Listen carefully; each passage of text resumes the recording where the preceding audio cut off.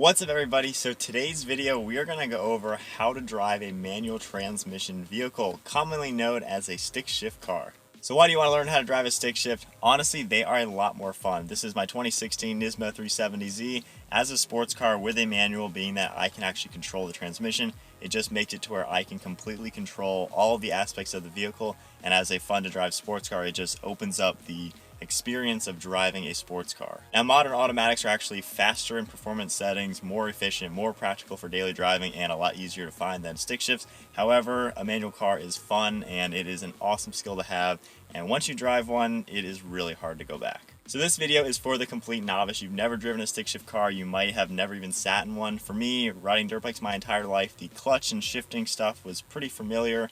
When I was 16, picking up my first car, I wanted a manual no matter what. When my dad and I went to test drive a Scion TC, first time ever driving a stick shift, I drove it pretty well just because I had the dirt biking experience. So if you've never had any type of experience like that, hopefully you can meet up with a friend or someone with a manual car so they can help you learn how to drive one.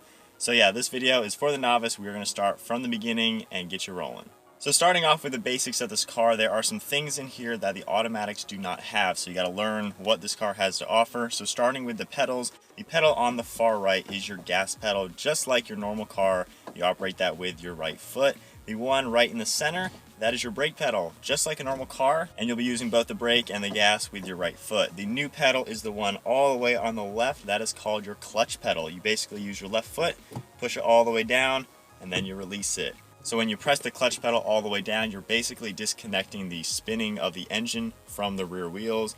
The car's not going to move. When you let the clutch back out, they're now connected again, and the engine spinning will then spin your rear wheels. So next up on the list is the actual gear shifter. This is where they get the term stick shift from. It's kind of a stick, and it is used to shift the vehicle. Now, whatever car you're in, there's probably going to be an indicator of where the gears are. You can see how first is always to the left, and then forward up, and then straight back is second, up a little bit to the right, and forward is third, all the way back is fourth. And then very important is your neutral. Neutral is when you can put the shifter left and right, and if you actually look at it, neutral is this line right here. And when you're first learning, just really look at this H right here. First to second, little neutral, third to fourth. And most cars, whenever you push it into the neutral position, it always goes into the center, left and right. So to now start up the car, most cars you have to push your clutch pedal all the way in, press the start button. Car starts right up, and what I like to do, make sure you're in neutral again, let off the clutch, and now we're just holding. E-brake is always going to be on. And whenever I'm in a new manual car, I really like to give it a little bit of gas in neutral to just rev the engine to see how much input I put on the gas pedal and what the actual engine response to that is. So just giving it a little bit of gas so I'm familiar with how it reacts. So now before we actually drive the car, we're going to play with the gears a little bit. We're going to push the clutch all the way down, grab the shifter, put it into that first gear position, pull it back into second, up a little to the right, forward into third, back to fourth. Now we'll just pop it back in neutral. I can do that. So go ahead and let off the clutch. So we now have a pretty good idea how we're going to shift and what the clutch pedal feels like when you push it in. When you actually push in the clutch, if you slowly do it, you can feel how in the center of it, it gets really heavy, almost like there's a bulge in it. And then when you get it all the way to the floor, it's a little bit lighter. And as I slowly let it out, it's kind of easy. Now it's pushing at my foot a little bit, and then now it's easy again. So that bulge you're feeling, that's what we're going to call the bite point. That's actually when the clutch is engaging itself, which means the engine and the transmission are actually starting to connect to each other.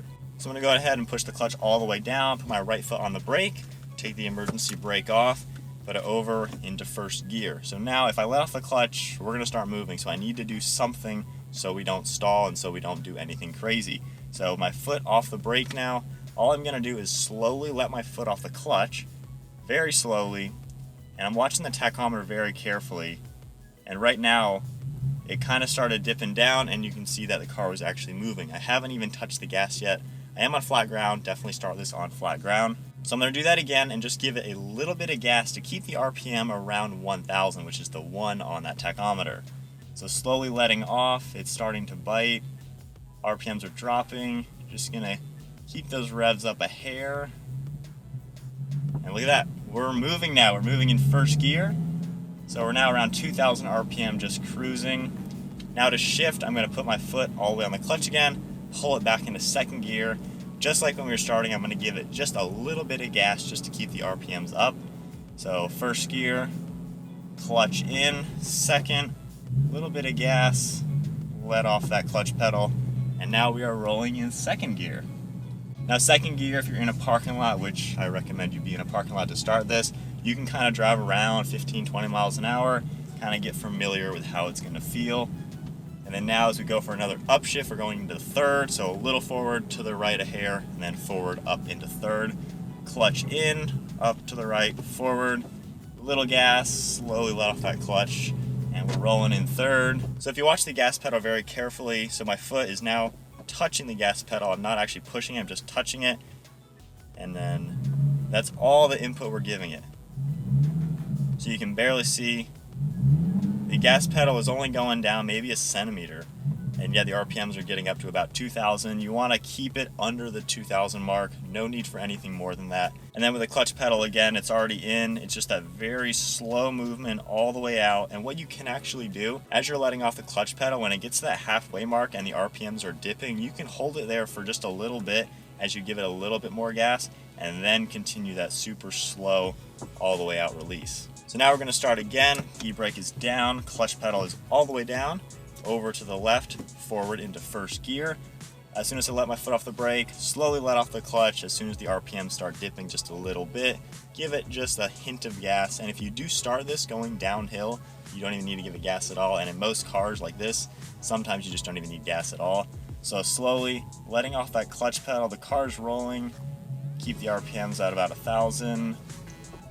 All right, we're going about 5 miles an hour. Clutch in, second gear, little gas, slowly let off that clutch pedal. Clutch in to third gear, same story. All right, so we are gonna get back on this straight, go into fourth gear for the first time now. So fourth gear, of course, you're gonna be going a little bit higher speed as you get onto a main road. Fourth gear. So now we're going to downshift. We're going to go now into third gear, going down from a high to a low gear as I come up to a turn. Clutch in, put in third, give it a little bit more gas this time, and let off the clutch pedal. So back into fourth gear.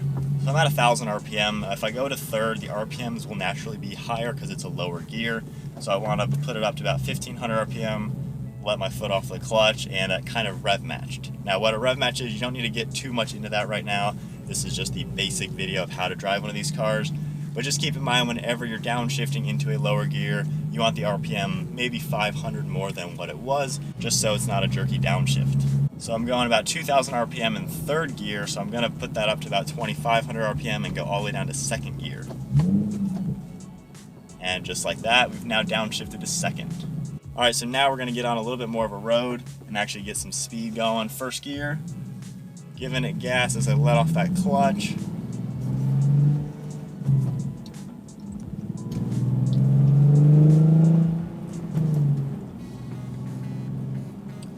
Now we're coming up to a turn. I'm going to be slowing down with the brake. Put my foot in, second gear. Give it a little gas, letting off the clutch.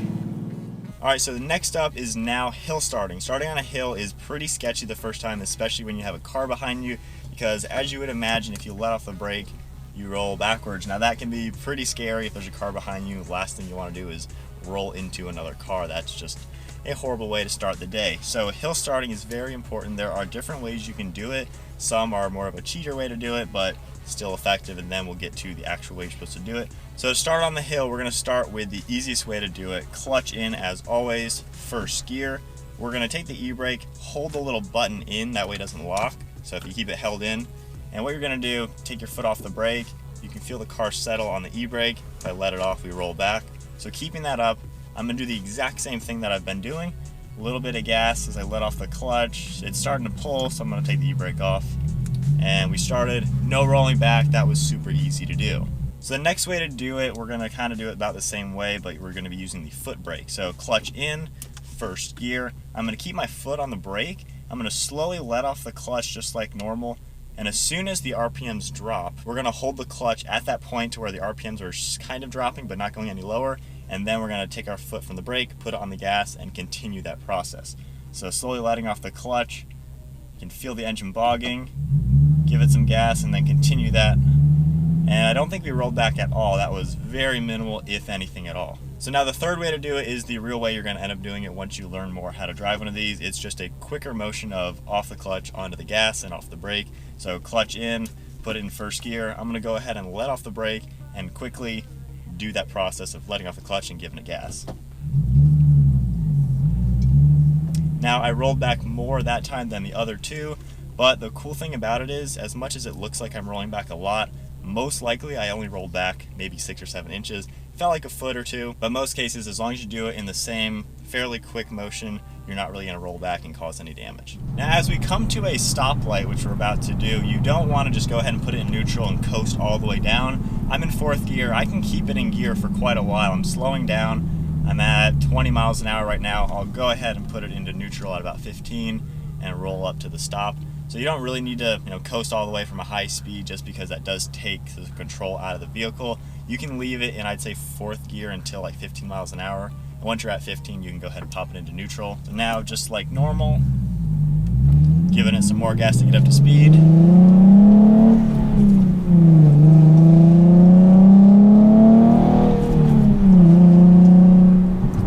Now, one thing interesting with a manual car, if you notice that at all, you don't actually need to go in the consecutive gear. You don't have to go from 1st to 2nd, 3rd, 4th, 5th to 6th. So sometimes when I'm in 4th gear and I'm already up to 50 miles an hour, that's the speed limit, I can just go ahead and push the clutch in, forward a little bit, over and down into 6th, and just let off the clutch like normal. When you do that though, you need to do it a little bit slower, just because you need the RPMs to fall a little bit lower for that really high gear. So one thing just to keep in mind, whenever you're doing a shift, upshifting and downshifting, you always want the RPM to be around where it should be, just because whatever gear you're in is going to be a different RPM. So as I downshift, again, go into 5th gear, just give it a little bit of gas, and as I let off the clutch, that's enough time for the engine to actually match the speed. So now we'll take a look at that from both angles.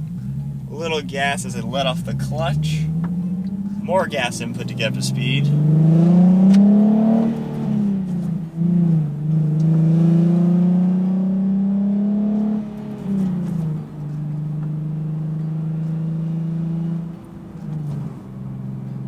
And now we'll go all the way right up to 6th. Slowly doing it that time so the RPM could drop a little bit more. So now one thing with a manual car, it will not shift unless I do it. So right now I'm going kind of slow in 6th gear actually, and as I go uphill, I need more power, so I need to downshift. Clutch in, little gas, down into 5th, and now I need to get a little bit lower than that, so clutch in, give it a little gas, down into 4th, and when you do that, basically you give it a little blip of gas just like that, nothing crazy, 500 RPM. And then also, once you do let off the clutch, you want to give it some gas as well.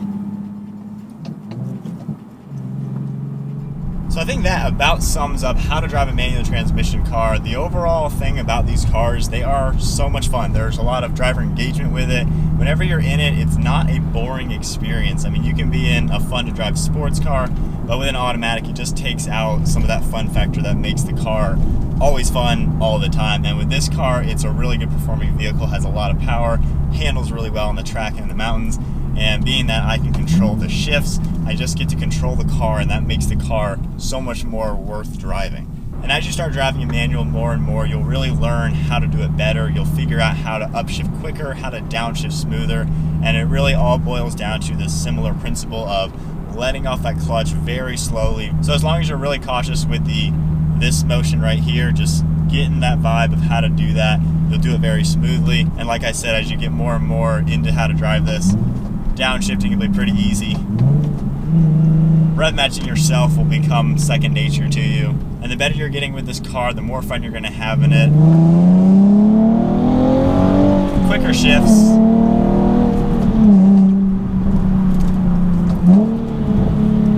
And it will just be a super fun car to drive, something that is not what you see every day. So I hope you guys enjoyed the video, hope you guys learned something new, and now for those of you who have never driven one of these cars, hopefully you've learned enough skills to where you can hop in a manual and have a little bit of fun. So be sure to hit the thumbs up if you enjoyed the video, smash that subscribe button down below. So thanks for watching, and we'll see you all next video.